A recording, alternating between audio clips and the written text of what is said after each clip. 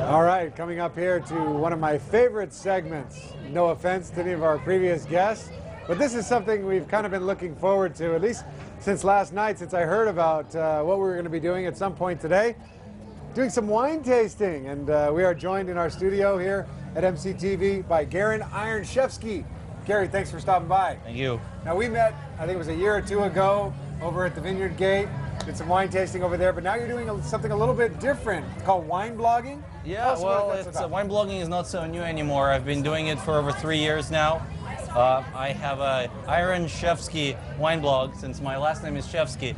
Iron Chevsky kind of works, and I've been drinking wine for many years. And first started with California because we're so close to Napa Valley. And gradually, my taste evolved away from here, more toward France and Italy and Germany, other places in the world. So now I kind of drink all across the board, depending on who I'm with or what I'm eating. I'm so used to Rod being in here. I apologize, excuse me. Also over here, I don't know if you want to zoom out or something, but Rod Passion is also here. He's been with the Art and Wine Festival for so many years. He's been our floor director and producer and everything, and he is also going to be one of our official wine tasters today. He knows much more about this than I do. Gary's going to be pouring us a few glasses, and Rod, thanks also for stopping by. Oh, this is great. I suspect I'm doing this because my floor directing has been suspect the past year, so I just know how to drink wine. This might shape up your floor directing a little bit here as we finish up the last hour or so of the show. Hey, Gary, tell us what you have here. So, because we're in Millbrae and it's a very much Asian-dominated community here, I thought that it would make sense to bring some wines that actually work very well with Asian food. And I know quite a bit about the Asian food. I'm married to a Chinese girl. Okay. And over the years, I really learned a lot about different Asian cuisines. So the wines we have here work well with them. First is a red Burgundy, which is Pinot Noir grape. Pinot Noir, of course, is very well known here in the U.S. Sonoma, Napa Valley, Central Coast. But the birthplace is really Burgundy, which is France, where I think they make the most interesting expressions of Pinot Noir. And I think Pinot Noir matches really, really well with Cantonese cuisine. So lighter food, seafood, not very heavy sauces, and Pinot goes really well with that. In general, I find that Pinot is a very versatile wine. So it goes well beyond, of course, Cantonese cuisine. But since we're talking about Asian food, let's give this one a try. Okay. So it's a red Burgundy. Cheers. Yep. Cheers. Cheers to the Art and Wine Festival. All right, here we go. So you will notice that this is not a very heavy, wine. It's pretty light color. It's more of a wine of elegance and perfume, and it's not going to overpower the Cantonese food.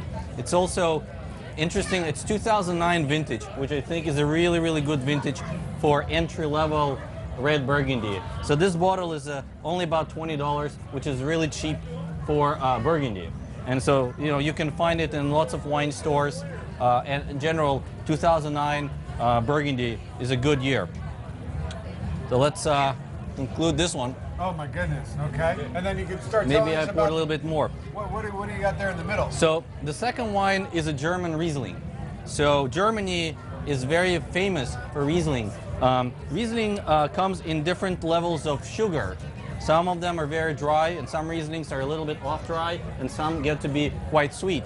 And the sweeter the wine, the better it pairs with spicy food. So I nearly always pair German Rieslings with a little bit of sugar in them with a Sichuan cuisine. So the spicier the food, the more sugar you want. This here is a 2009 Riesling from Moselle, which is an area which is well known for high-end German Rieslings. All right. You will find this wine to be very crisp, lots of acidity, but also a little sweetness to it. That has a totally different. I'm very much an amateur at this, so this is quite new to me. One other thing you'll notice about German Rieslings is what's known as minerality. So it's not just fruit, it's not just acidity, it's not just sugar, but it's a little bit of minerals, almost like if you ever smell laundry detergent, but in a good way. Right, okay, yeah, I love that. Okay, So and then very the third good. one? The third one is a much, much stronger wine, heavier wine. It's from the south of France, and it's called Côte d'Aron. from a very steady, very good producer called Sencombe from 2010 vintage, which is generally a very good vintage. This wine is made from Syrah grape, so it's going to be heavier. It's going to have a lot of black pepper to it, Okay. and a little bit of leatheriness and meatiness. So this is the kind of wine I like to pair with Shanghainese food. So if you know about your Shanghainese cuisine, it tends to have a lot of heavier brown sauces, more heavy 5-spice and things like that. And so this will stand up to that. That's amazing how It's a all very three- robust wine. Yeah, so it's so totally different. I mean, they're all three very different in terms of just the smell. The Riesling, I had like a grapefruit with sugar on it. It's, Absolutely. It has lots of citrus fruits. Sometimes it has what they say stone fruits, peaches, things like that. But it's always going to have very, very good level of acid, which makes it refreshing with the food. So even if it's a little sweet, it's still not cloying. somebody told me once that the European wines have a lower alcohol content. Is that? Yeah, I actually find that to be the case, particularly if you compare a Burgundy with Pinot Noir grape with Pinot Noir made in Sonoma County, Napa Valley. This one here is going to be fairly low alcohol, 12.5%. Typically, what you see around here is 14 to 15%. So that's a factor of climate.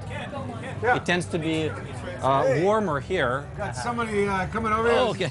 Gene, our floor Okay. director. Which one do you want? I think we'll start him on Burgundy. Our producer, excuse me. Yeah, he's the producer. Okay, it's Red, a okay. 2009 red Burgundy, Got floor director low on my alcohol, mind. so you can have a lot of it. Nice. Hey, cheers to a great show. And a I great love the festival. color in this wine. So once Gene again, Hinterman right here.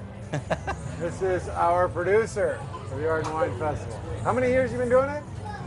15. 15 years he's been here. Your first glass of wine. You earned it. so let me Thank you. just to summarize, we tried 3 different wines, 3 different grapes, and 3 different Chinese cuisines.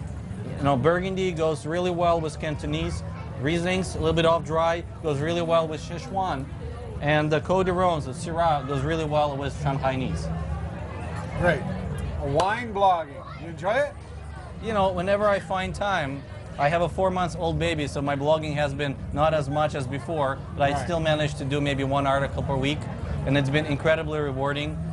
Doors open, I get invited to trade shows, get invited to wineries, but I love wine, I read about wine all the time. So it's really fun to interact with fans and just to people who are excited about wine. Well, I appreciate you coming on and sharing all your knowledge with not only Rod and I, but everyone out there in the community of Millbrae. And you can visit Gary's website. Once again, it's ironchevsky.com. Iron, I-R-O-N, CHEVSKY.com. Get all the information you want, and you can also order these great wines as well as many others. Gary, thanks a lot for stopping by. Thank you. Rod, thank you so much Oh, it's my pleasure. for helping out. Thank you, Gary. Good. Nice meeting you. Feel free to stick around. And coming up next, we have a very special video with some very special kids. It's Streets Filled with Talent, and then they are going to be coming into the studio live. Coming up next.